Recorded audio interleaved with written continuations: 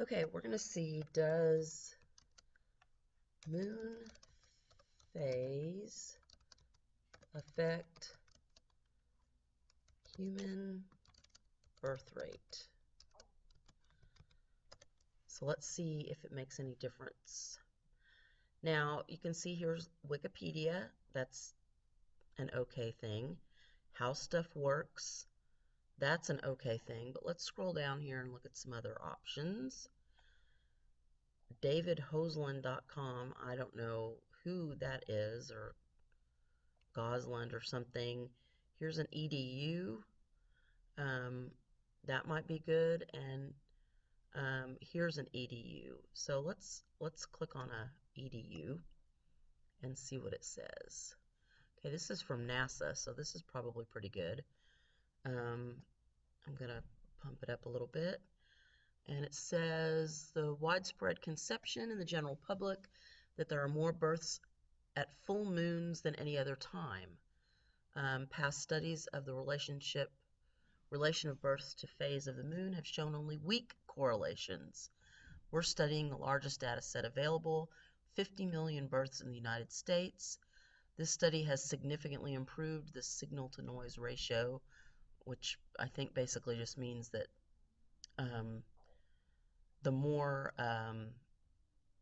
people you have in the study, because if we're looking at just our results, then in our classroom, then that's not very many people.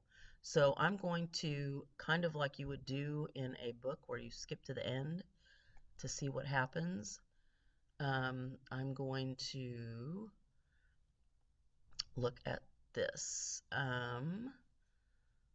Previous page. I'm going to find the conclusion.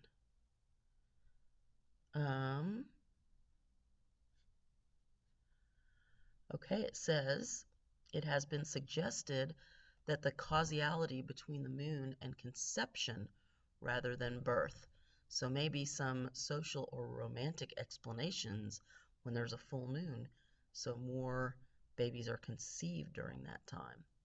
So anyway, if you want to look up more of that data, you can. I'm looking to see if there's anything else that might be worth looking at. Our plots show peak birth rate around 21 days.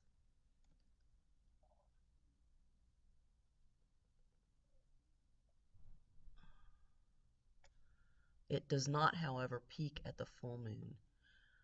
There is indeed a correlation between lunar phases and birth rates, but it does not, however, peak at the full moon.